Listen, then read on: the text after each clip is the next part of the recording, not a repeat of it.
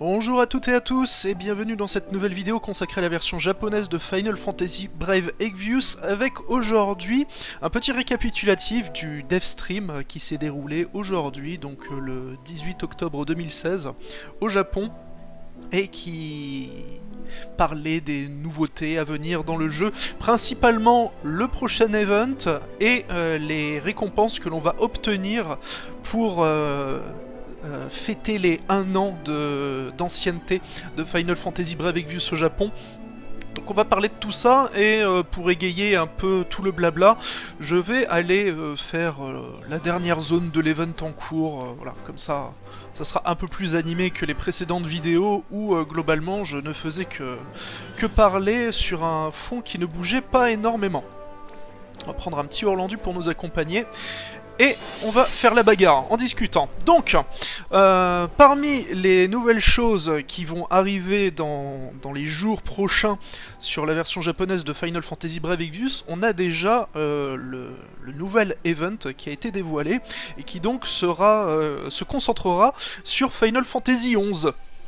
Voilà, donc Final Fantasy XI, qui dit Final Fantasy XI dit évolution du seul personnage de Final Fantasy XI présent jusqu'à aujourd'hui dans le jeu, c'est-à-dire Shantoto, en version 5 étoiles seulement, malheureusement. J'aurais bien aimé que Shantoto aille directement jusqu'à 6 étoiles, mais bon, c'est comme ça. Cependant, elle n'arrivera évidemment pas toute seule, cette nouvelle forme de Shantoto, puisqu'elle sera accompagnée d'une nouvelle bannière contenant d'autres personnages de ce Final Fantasy. Donc 3 nouveaux persos qui vont être ajoutés. Donc l'event va commencer à partir du 21 octobre, donc d'ici vendredi, ça va arriver assez vite. Donc les 3 nouveaux persos, c'est Prish, Verai et Cupipi. Donc je ne connais absolument pas la Final Fantasy XI, je n'y ai malheureusement jamais joué, et les seules connaissances que j'ai des personnages, c'était au travers du jeu Final Fantasy Dissidia, où Shantoto et Prish étaient présents en tant que personnages jouables. Donc, Prish sera une native 5 étoiles qui pourra aller jusqu'à 6 étoiles. Ça a déjà parlé des récompenses de confiance de ces différents persos. Alors pour le coup, c'est des traductions venues de la page Reddit de Brave Exvius. Donc je vais répéter ce qui a été écrit sur le topic de récapitulatif de ce dev stream. J'espère que je ne dirai pas de bêtises, parce que ça me semble un peu gros pour le coup. La récompense de confiance de Prish, ça serait un chapeau qui donnerait plus 45% d'attaque physique et plus 10% de HP et de MP. Dit comme ça me semble vraiment énorme. 45% d'attaque physique, c'est très très impressionnant. Et le personnage suivant n'est pas en reste au niveau de sa récompense de confiance, puisque Verai, donc un personnage qui commence 4 étoiles et qui ira jusqu'à 6 étoiles, obtiendra comme récompense de confiance une capacité à équiper qui donne plus 20% de HP et la capacité Great Sword Mastery, donc c'est-à-dire augmenter de 50% notre attaque lorsque l'on porte une épée large. C'est assez fou. C'est une habilité qui existait déjà, enfin seulement le Great Sword Mastery. C'était une capacité que l'on récupérait en finissant le combat, le trial boss contre Gilgamesh. Donc quelque chose d'assez dur à obtenir. Donc là, c'est une récompense de confiance vraiment très très violente. Et enfin le dernier personnage, Cupipi, qui commence 3 étoiles, qui va jusqu'à 5 étoiles, qui ressemble pas mal à Shantoto d'ailleurs, et qui aura comme récompense de confiance un accessoire qui donne plus 15% d'attaque magique et plus 30% de résistance au feu, à la lumière et aux ténèbres. Donc là par contre c'est pas particulièrement intéressant, surtout 15% d'attaque magique en plus, on a déjà vu nettement mieux. Cependant, et là il faudra attendre vendredi pour avoir la confirmation de ce que va pouvoir donner cette nouvelle bannière, parce que ça parlait sur le dev stream d'un event de type raid, comme ce qu'on avait eu pour Final Fantasy XIV il y a quelques temps. Et donc, pour Final Fantasy XIV, la particularité de cet event, c'est que l'on avait un combat à effectuer contre la version de FF14 de Ifrit. Et au fur et à mesure qu'on le combattait, on accumulait des points qui servaient à la fois à être dépensés dans une bannière spéciale qui permettait de piocher uniquement les 3 nouveaux personnages de l'event FF14, et également des compos pour crafter les équipements exclusifs à l'event et faire évoluer les personnages de FF14. Donc si on a le même type d'event, ça voudrait dire que les 3 personnages là dont je viens de parler pourraient bien être des personnages entre guillemets gratuits. Parce que... Oh, j'aurais pas dû me laisser en auto-attaque, parce que cet ennemi peut paralyser. Ça risque d'être problématique, on va bien voir. Donc qu'est-ce que je disais? Oui, parce qu'en plus, donc on gagnait des points à dépenser sur une bannière spéciale où il y avait que ces 3 personnages là, pour FF14 en tout cas. Bon, j'ai eu de la chance, j'ai pas été paralysé. Mais en plus, on gagnait aussi un autre type de points qui se cumulaient et qui permettait à certains paliers d'obtenir des récompenses. Donc dans le tas, il y avait certains paliers qui donnaient automatiquement les 3 personnages de la bannière FF14 pour être sûr de les avoir. Donc ça serait vraiment excellent qu'une telle chose arrive également pour la bannière FF11, même si là j'ai des doutes vu la puissance des récompenses de confiance des 2 premiers persos. Mais bon. La réponse vendredi. À côté de ça, donc, on a eu pas mal de petites choses concernant la célébration des 1 an d'ancienneté de Final Fantasy Brave Exvius. Déjà, durant le dev stream, ils nous ont offert, comme ça, 5 coupons de tirage gratuit. Que j'ai déjà dépensé, j'ai eu que des trucs nuls. Ils ont également annoncé qu'on allait avoir 8 coupons de tirage gratuit si le nombre de téléchargements dépassait bientôt les 8 millions. Et vu qu'ils ont annoncé ça, ça risque d'arriver d'ici très peu de temps. Et en plus, ce sera des coupons de tirage gratuit un peu plus sympas que des coupons classiques, puisque ces coupons-là permettront de piocher au minimum un natif 4 étoiles. Donc j'espère qu'on va vite dépasser les 8 millions de téléchargements au Japon. Et ensuite, ça a été la farandole des annonces concernant toutes les récompenses que l'on va avoir dans les prochaines semaines. Donc déjà, entre le 24 octobre et le 31 octobre, chaque jour on recevra des récompenses dans notre boîte mail qui, au total, nous rapporteront 5000 lapis, 15 King Cactuar, donc qui servent à donner beaucoup de points d'expérience à un personnage. Actuellement, sur la version globale, les Giant Cactuar, ça donne 30 000 de points d'expérience. Les King Cactuar, eux, donnent 100 000 points d'expérience. Et enfin, le dernier jour, on aura un coupon de tirage gratuit assurant l'obtention d'un natif 4 étoiles minimum. Voilà, donc ça déjà c'est très sympa. Ensuite, on aura également des bannières spéciales augmentant les chances de tirer certains personnages fortement appréciés. Donc ça enchaînera, alors je sais pas exactement à quel rythme, mais la première bannière augmentera le taux de drop de Orlandu, Warrior of Light, Hayate, Bartz et Léo. La seconde bannière augmentera le taux de drop de Aileen, Chizuru, Miyuki, Zidane et Ulrika. La troisième bannière augmentera le taux de drop de Tidus, Leonard, Waka, Laurence et Camille. Et enfin, la quatrième bannière augmentera le taux de drop de Transterra, Vanille, Cécile, Arc et Lena. Pour chaque bannière, que des excellents personnages, soit très puissants, dans le cas des natifs 5 étoiles comme Orlandu, Aileen, Tidus et Transterra, qui sont juste le top 5 du jeu en termes de puissance d'attaque. Et de l'autre côté, beaucoup de personnages avec des récompenses de confiance extrêmement prisées, hein. Donc ça pourrait être intéressant de faire des tirages. Tirages d'ailleurs qui seront gratuits pour les tirages quotidiens durant la même période, donc la période du 22 octobre jusqu'au 31 octobre. On aura donc la possibilité de faire un tirage par jour de manière totalement gratuite. Ça aussi c'est fortement appréciable. Mais ce n'est pas tout, hein. Vraiment là, ils ont mis les petits plats dans les grands pour pour les 1 an du jeu. Puisqu'à côté de ça, ils annoncent pas mal de nouveautés. Déjà, dès le 28 octobre, la suite de l'histoire principale avec un nouveau continent à explorer. Et possiblement l'arrivée de la 6ème étoile pour Fina. Bon, même si je m'attends pas à quelque chose de très très impressionnant au niveau des capacités de ce personnage-là. Mais ça reste toujours sympa. On aura également certaines nouvelles quêtes qui permettront de débloquer des équipements exclusifs pour Rain, Laswell et Fina.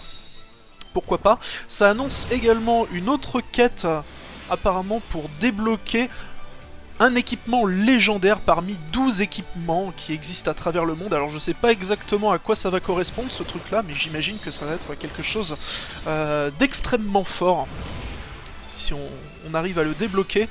Ça nous annonce également qu'il va y avoir quelques petits réajustements au niveau de la consommation d'endurance pour certaines zones, peut-être pour faciliter un peu plus la progression des plus jeunes joueurs.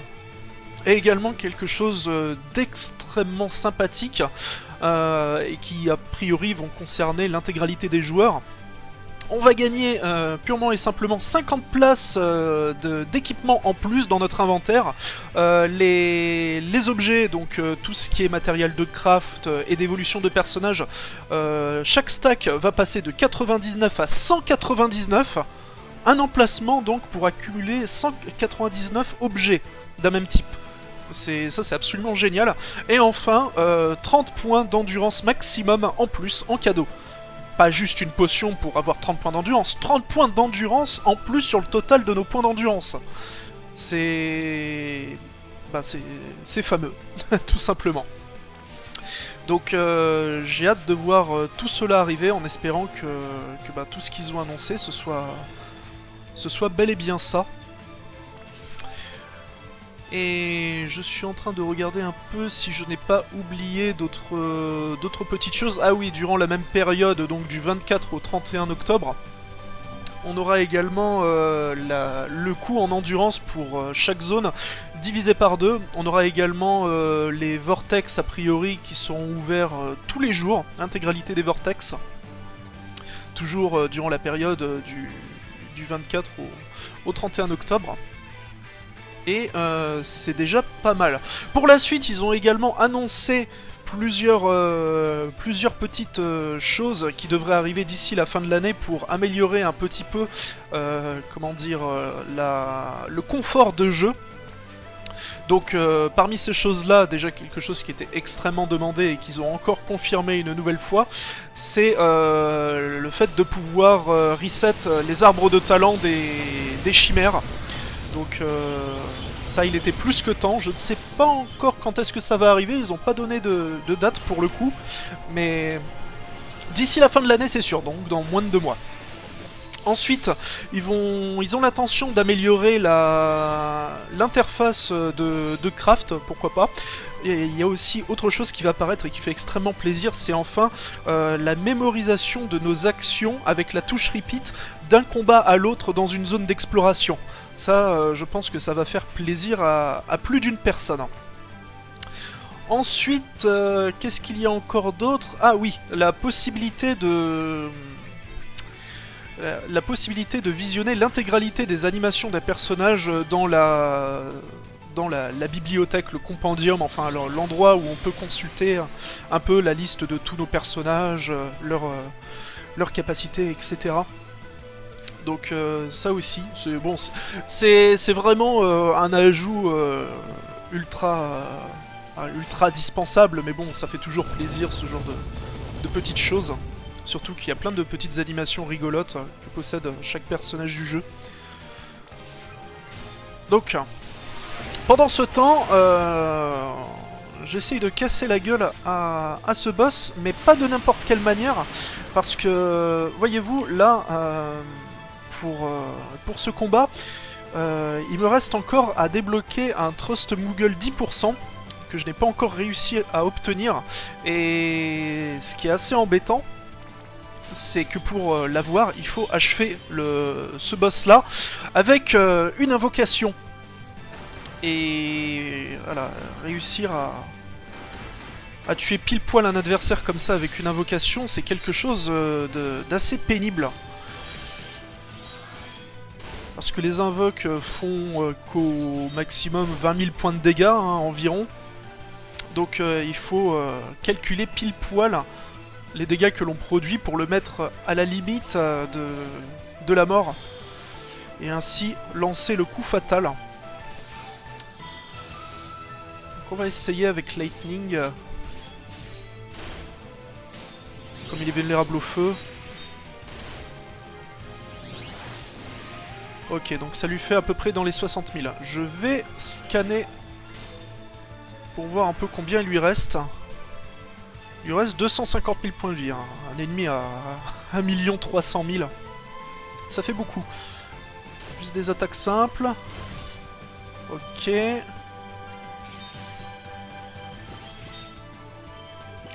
Très bien.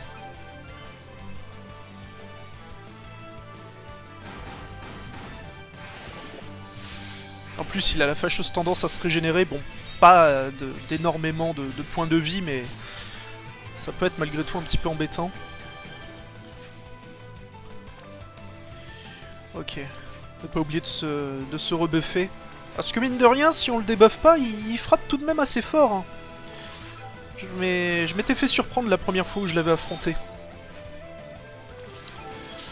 Donc il lui reste combien ? Il lui reste environ 100 000 points de vie. Ok. On va faire ce sort-là avec Lightning. Et on va se protéger avec les autres, je pense.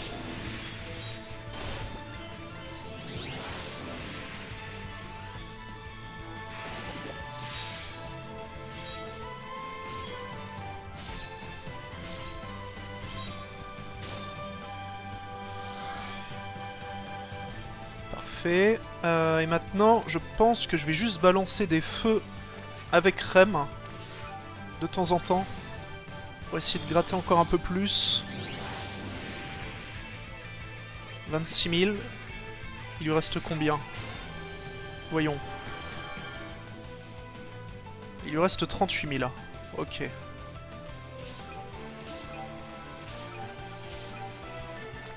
Je pense qu'au prochain tour, ça devrait être réglé. Je l'espère. Parce que j'ai recommencé plusieurs fois ce combat. C'est tellement pénible de réussir à baisser pile poil l'ennemi au bon niveau. Surtout que s'il y a un personnage qui a le malheur de contre-attaquer ou quelque chose comme ça, bah ça, voilà, ça peut nous mettre purement et simplement dans la panade.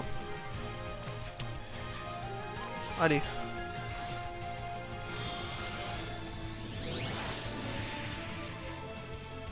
Ok. Combien lui reste-t-il cette fois? 18 000 de vie. Oh.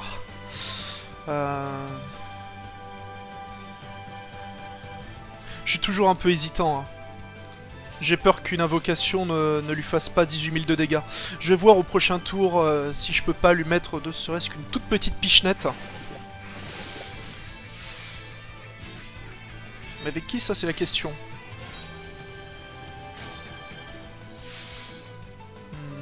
Voyons voir.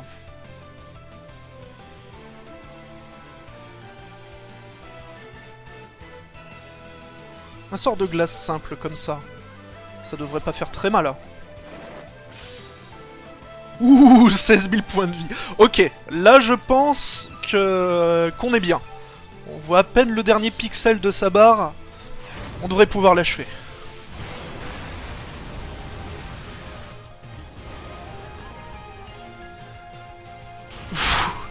T'as juste 6000 points de vie. J'ai bien fait de ne pas avoir confiance en l'invocation au tour précédent.